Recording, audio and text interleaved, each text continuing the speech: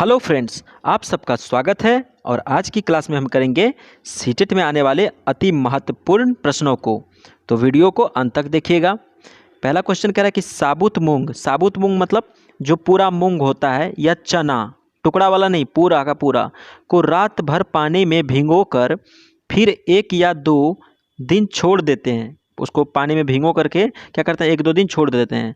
सबसे पहले जो भाग अंकुरित होता है वो है, तो कह रहे कि सबसे पहले कौन सा भाग अंकुरित होता है साबुत मूंग या चना को जब हम रात में पानी में भिगो करके 1-2 दिन छोड़ देते हैं, तो जड़ उसका क्या होता है, अंकुरित होता है।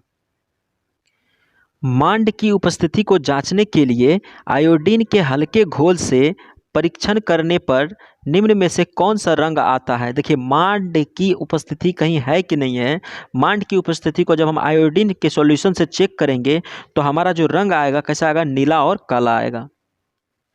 बेरी नामक रोग विषमता निम्न में से किस विटामिन की कमी से होती है। तो बेरी किससे होता है, विटामिन B1 की कमी से होता है।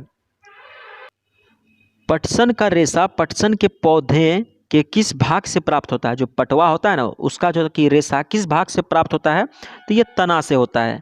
निम्न में से कौन सा जड़ नहीं है। जड़ कौन नहीं है, तो आलू जड़ नहीं है। बाद में देखिए, टेपियोका क्या हो गया, एक जड़ हो गया। शकरकंदी क्या हो गया, जड़ हो गया। मूली जड़ हो गया। आलू आंसर होगा।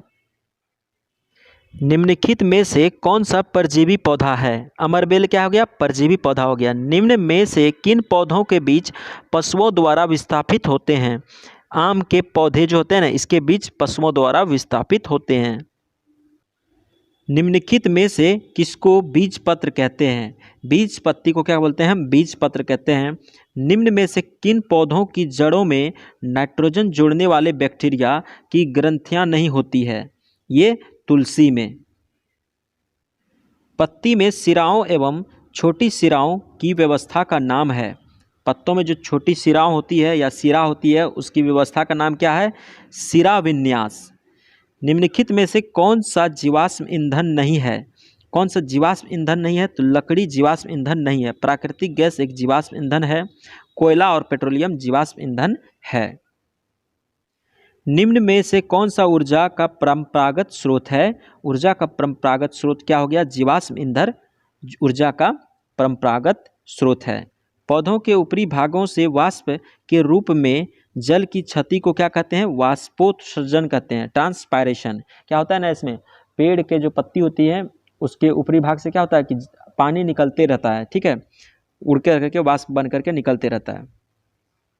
हिमालय मेपल एक औषधीय पौधा है जो उच्च क्षेत्रों में पाया जाता है। इसे किस समूह में रखते हैं।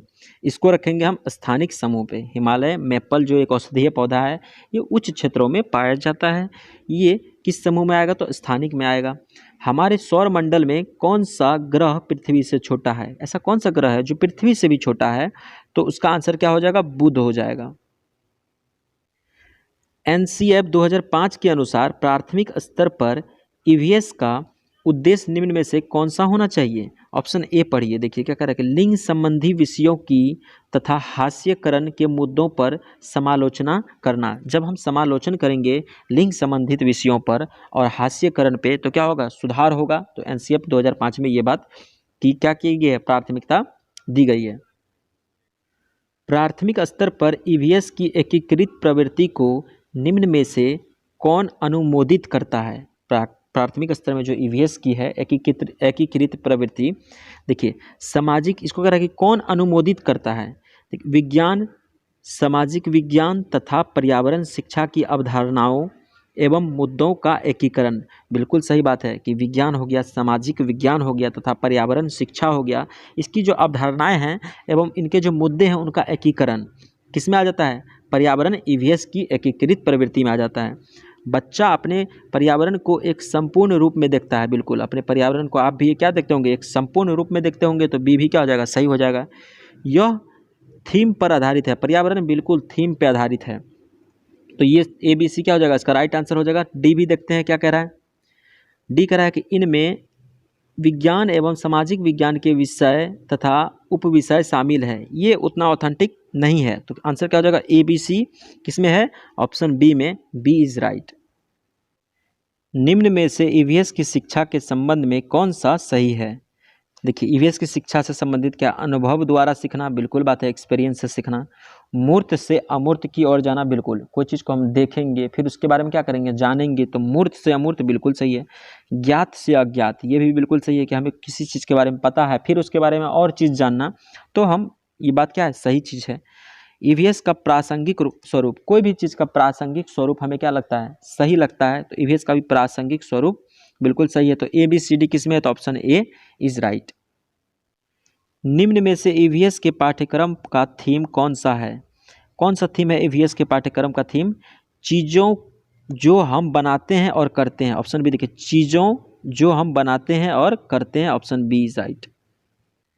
एनसीईआरटी जो बुक है उसमें ईवीएस जो विषय है, ईवीएस पुस्तक का अंतरिक्ष में सुनीता आधारित है।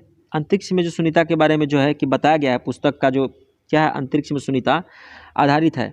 वास्तविक लोक से सुनीता विलियम्स के बारे में बताया गया है तथा उनके अनुभव के बारे में बताया गया है, तो ऑप्शन सी इज राइट। खाद्य पदार्थों के खराब होने तथा अपव्यय को संबोधित करने के लिए निम्न में से कौन से संसाधन का सुझाव उपयुक्त है? परिवार के अनुभवों एवं पारस्परिक क्रियाओं को खाद्य प्रशिक्षण से संबंधित व्यक्ति से साझा करना, ये क्या जगह? बिल्कुल सही बात है। अगर हमको खाद्य पदार्थ के खराब होने तथा उसके अपव्यय के बारे में अगर हमको संबोधित करना हो तो हम क्या करेंगे? परिवार के अनुभवों एवं पारस्परिक क्रियाओं को खाद्य परीक्षण से संबंधित व्यक्ति से साझा करना। जो चीज़ का एक्सपर्ट है उससे साझा करेंगे तो क्या होगा? एक इफेक्टिव होगा। ईवीएस में एक शिक्षक निम्न में से किसके अंतर्गत स्वच्छता अभियान चला सकता है? प्रोजेक्ट के अंतर्गत। प्रोजेक्ट कार्य जब दिए जाएंगे तो ईवीएस उसके अंतर्गत क्या कर सकते हैं कि स्वच्छता कार्य चला सकते हैं। स्वच्छता अभियान किसके अंतर्गत? प्रोजेक्ट कार्य के। एनसीईआरटी के ईवीएस के अध्याय 15 कक्षा 5 में उसी से ठंडा उसी से गर्म नामक डॉक्टर जाकिर हुसैन द्वारा रचित एक कहानी का प्रयोग किया गया है। इसका किस बात से लेना देना है? इसका प्राथमिक स्तर पर सांस लेने छोड़ने की प्रक्रिया की समझ को इस बात से लेना देना है, तो ऑप्शन सी। ईवीएस की शिक्षा में रचनात्मक मूल्यांकन का संचालन करने का सबसे उपयुक्त उद्देश्य है। जो रचनात्मक मूल्यांकन है उसका जो संचालन करते हैं, इसका सबसे उपयुक्त उद्देश्य क्या है? इसका उद्देश्य देखिए, इसका उद्देश्य हो जाएगा विद्यार्थियों की मात्रात्मक एवं गुणात्मक प्रगति को संबोधित करना। मात्रात्मक मतलब हो गया क्वांटिटेटिव और गुणात्मक मतलब क्या हो गया? क्वालिटेटिव। दोनों तरह का क्या होना चाहिए? आकलन होना चाहिए, तो option A is right. EVS का शिक्षक सदैव अपने पास एक डायरी व कलम रखता है तथा अपने छात्रों के प्रतिदिन के अर्थपूर्ण एवं दिलचस्प व्यवहार का अवलोकन करता है। शिक्षक प्रयोग करता है क्या चीज़ का? दृष्टांत वर्णन उपकरण का, ऑप्शन ए। निम्न में से कौन सा ईवीएस के आकलन का सूचक हो सकता है? पहला देखिए, अवलोकन, बिल्कुल सही बात है। सहयोग, ये भी बिल्कुल सही बात है। स्मृति, याद करना जो है ना बेकार वाली बात है। ये क्या हो गया? प्रत्याह्वान, ये भी बिल्कुल नेगेटिव हो गया। तो अवलोकन और सहयोग, ऑप्शन कौन सा में है? ऑप्शन ए में है, तो ए इज राइट आंसर। पर्यावरण अध्ययन के शिक्षक अपनी कक्षा में वास्तविक चुनौती है। पर्यावरण अध्ययन के शिक्षक अपनी कक्षा में वास्तविक चुनौती क्या हो सकता है उनके यहाँ? वो मेन चुनौती ये हो सकता है उसके यहाँ कि विद्यार्थियों को सीखने का अवसर देना। ये क्या हो गया? जब बच्चों को अवसर मिलेगा तो वो ग्रोथ करेगा, लेकिन ये क्या हो गया? एक चुनौती हो गया उनके लिए। Option C is right answer. निम्नलिखित में से क्या पर्यावरण अध्ययन के सीखने का प्रभावशाली संसाधन है? देखिए, जब बच्चों को हम कविता सुनाएंगे और क्या सुनाएंगे? हम कहानियाँ सुनाएंगे, तो बच्चों को पढ़ने में क्या होगा? पर्यावरण अध्ययन को समझने में आसानी होगा और उनके लिए क्या होगा? प्रभावशाली होगा, तो ऑप्शन ए इज राइट। निम्नलिखित में से क्या पर्यावरण अध्ययन की पाठ्य पुस्तकों के अतिरिक्त एक महत्वपूर्ण संसाधन हो सकता है? देखिए, पाठ्य पुस्तक तो एक महत्वपूर्ण संसाधन है ही, इनके अलावा और क्या हो सकता है? समुदाय के सदस्य, जैसे समुदाय के सदस्य होंगे, जैसा समुदाय होगा बच्चों के लिए वैसा ही उसका पर्यावरण माहौल होगा, वैसे ही वो पर्यावरण अध्ययन करेगा, तो ऑप्शन ए इज राइट।